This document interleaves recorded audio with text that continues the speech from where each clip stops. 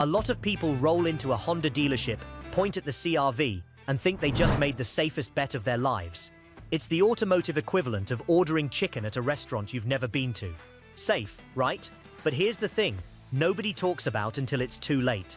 That safe choice can turn into a $43,000 mistake if you don't know what you're actually buying. And I'm not talking about whether it comes in the color you like. I'm talking about the stuff that matters. 6 months down the road when the new car smell is gone, and you're stuck with the reality of what you signed up for. This is motor reliability, and today we're ripping apart the 2026 Honda CR-V like a mechanic who actually has to fix these things. Not some guy who drove it around a parking lot for 15 minutes and called it a review. Before we dive in, hit that subscribe button and smack the bell. I know, everyone says that. But here's the deal. Those clicks literally keep me making videos that don't waste your time with fluff and actually tell you what's going on under the hood. Alright, let's get into it. So what actually changed for 2026? Because I get this question about 17 times a week. Here's the honest truth. The bones, the platform, the fundamentals, same as before. Honda didn't reinvent the wheel here. But the stuff you touch, see, and interact with every single day, that got a serious upgrade, and it's the kind of upgrade that actually matters instead of just looking good in a brochure. Every single trim now comes with a 9-inch touchscreen. Not some tiny screen that looks like it belongs in a 2015 economy car, but an actual modern display. And they finally made wireless Apple CarPlay and wireless Android Auto standard across the board. Plus, wireless charging is now standard equipment. Look, I know that sounds basic, but you have no idea how many brand new $35,000 SUVs I see rolling through with tech that feels like it time traveled from the Obama administration. Honda fixed that problem, and honestly, it's about time. Now let's talk trim levels, because this is where people's eyes start to glaze over. But stay with me, because this actually matters. On the gas side, you've got 3 main players, the LX, the EX, and the EXL. All of them run the same 1.5-liter turbocharged 4-cylinder, paired with a CVT transmission. Nothing fancy, nothing complicated, just Honda doing what Honda does. But the hybrid lineup? That's where things get interesting. You've got the Sport Hybrid, the Trail Sport Hybrid, the Sport L Hybrid, and the Sport Touring Hybrid. The one that caught my attention is the Trail Sport Hybrid. It comes with all-wheel drive as standard, 18-inch wheels, and here's the kicker, actual all-terrain tires. Not those fake rugged-looking tires that are basically just regular tires with aggressive tread patterns. I'm talking P235/60 R18 all-terrain rubber that can handle more than just a grocery store parking lot. Now, before you get too excited, let me be clear. This is not a Jeep.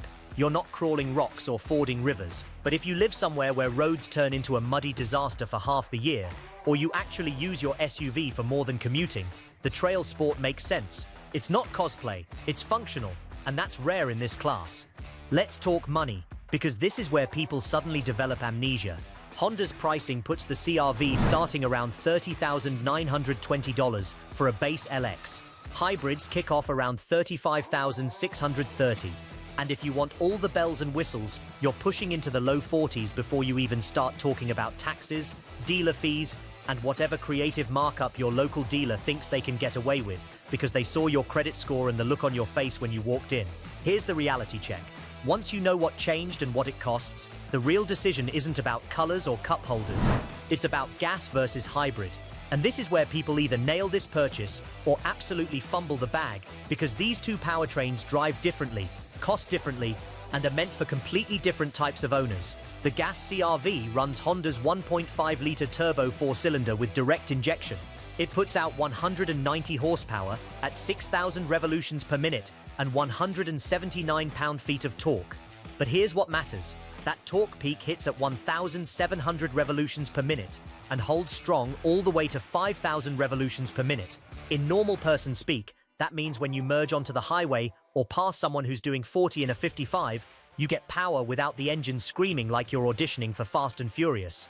It feels smooth. It feels normal. It feels like what a compact SUV should feel like. And the tow rating sits at 1,500 pounds when properly equipped, so you can handle a small trailer, a couple of dirt bikes, or whatever light-duty towing you need. Now the hybrid, completely different animal. Honda pairs a 2.0-liter Atkinson cycle engine with a 2-motor hybrid system. Total output is 204 horsepower.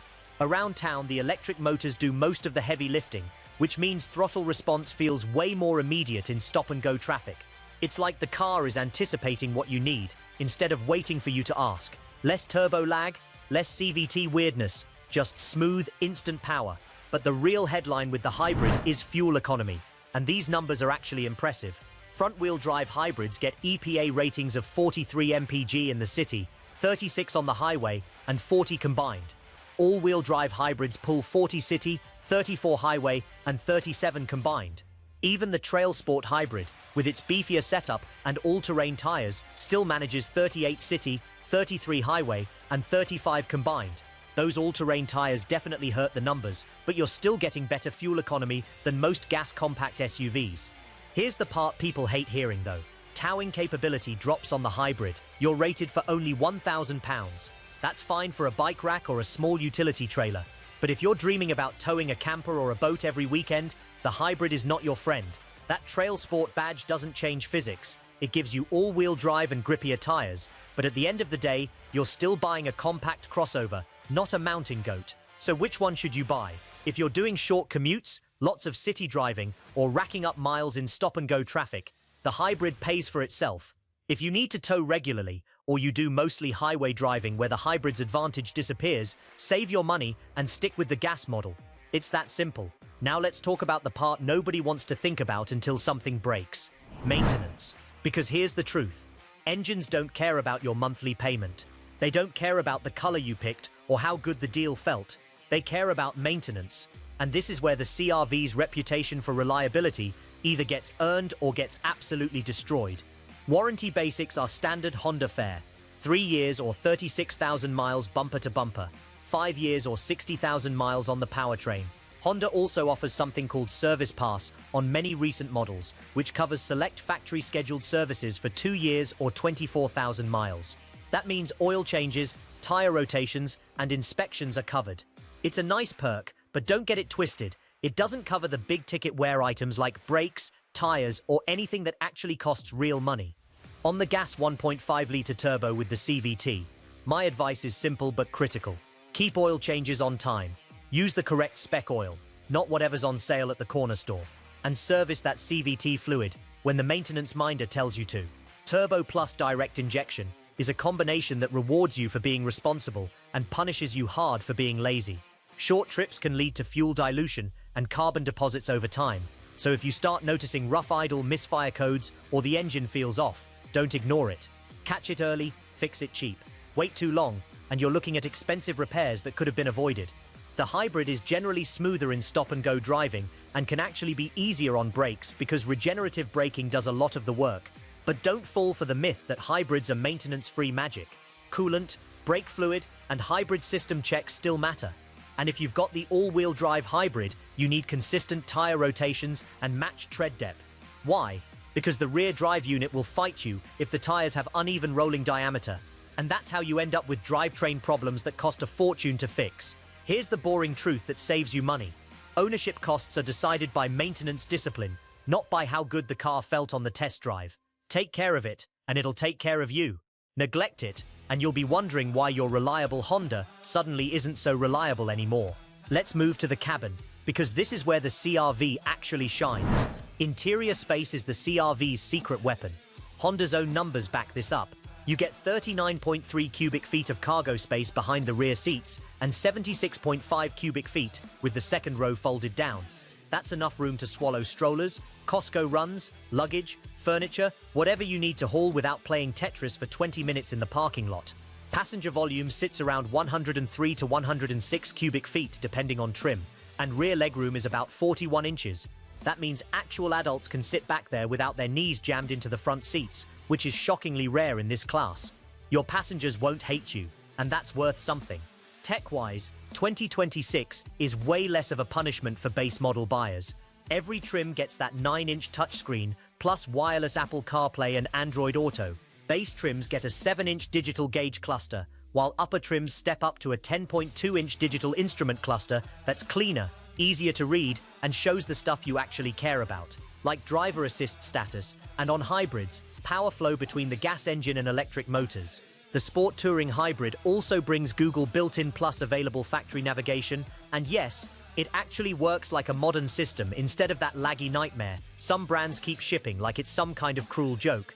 Daily usability is where Honda nailed the details.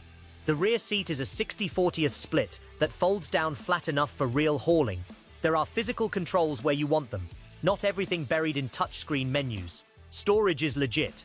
The center console is big enough for normal human stuff. The Trail Sport Hybrid adds the rugged interior trim vibe, and you can get a power tailgate on certain trims, which is one of those quality of life features you don't think you need until your hands are full of groceries and you wish you had it.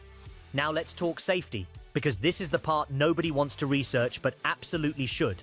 The 2026 CR-V is strong on paper, and the real-world testing backs it up. IHS data shows good headlight performance across trims and solid crash performance ratings that apply across the 2023 to 2026 model years. The standard front crash prevention system scores well in IHS evaluations. That's the baseline I want before I even start caring about features, because a fancy touchscreen doesn't do much when someone T-bones you at an intersection. Honda sensing is standard across the lineup, and it's doing the heavy lifting here.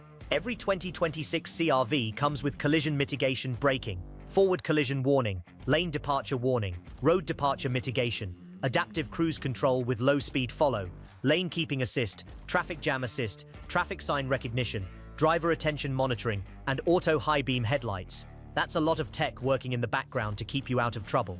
In real driving, adaptive cruise control with low-speed follow and traffic jam assist are the features that make your commute suck less. Lane keeping is useful, but I still keep my hands on the wheel, because trusting lane lines that are half erased by weather and time is how you end up in a viral video for all the wrong reasons. Blind spot monitoring and cross-traffic alert are where trim choice matters. Honda only includes these features on EX trims and above. So if you buy the base LX to save a couple grand and then get annoyed that you don't have warning lights in the mirrors, congratulations, you played yourself.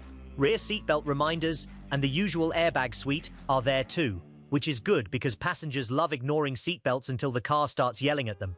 And here's a tip that takes 2 minutes but saves you from the dumbest kind of regret. Before you buy any used CR-V or even a new one sitting on the lot, pull the VIN up on NHTSA's website and check for recalls and complaints. 2 minutes of research can save you from buying someone else's problem. So should you actually buy the 2026 CR-V? The answer depends on what you're looking for, because this thing can be either a smart, sensible purchase or a $43,000 flex with the same badge, depending on how you spec it. Edmunds lists the gas CR-V at $32,370 for the LX, $34,600 for the EX, and $36,850 for the EXL. Hybrids start at $37,080 for the Sport Hybrid, climb to around $40,175 for the Sport L Hybrid, about $40,250 for the Trail Sport Hybrid, and top out near $43,700 for the Sport Touring Hybrid. My picks are boring for a reason. For gas buyers who want the best all-around value, the EX or EXL makes the most sense. You keep that 1.5-litre turbo rated at 190 horsepower and the higher tow rating of 1,500 pounds. The LX only makes sense if you're getting a killer deal, because that base trim feeling gets old fast. Hybrid shoppers who stack up city miles should stick with the Sport Hybrid or Sport L Hybrid. The EPA ratings hit 43 mpg in the city and 40 combined in front-wheel drive form, and that 204 horsepower system feels quicker off the line than the gas model. The Trail Sport Hybrid is a vibe decision.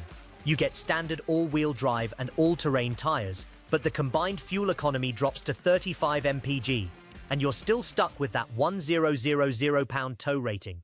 It's fine for a small utility trailer, not a camper fantasy. The Sport Touring Hybrid adds Bose audio and Google built in, but at that price, you need to cross-shop before you sign anything. The RAV4 Hybrid usually beats the CR-V on fuel economy, and resale values can be stubborn. The Tucson Hybrid and Sportage Hybrid often win on features for the money, and if driving feel matters most to you, the Mazda CX-5 or CX-50 is probably the pick. At the end of the day, the 2026 Honda CR-V is exactly what it's always been, a smart, practical choice for people who value space, reliability, and not having to think too hard about their transportation. Just make sure you're buying the right trim for your actual needs, not the trim that sounds cool or looks good in the driveway.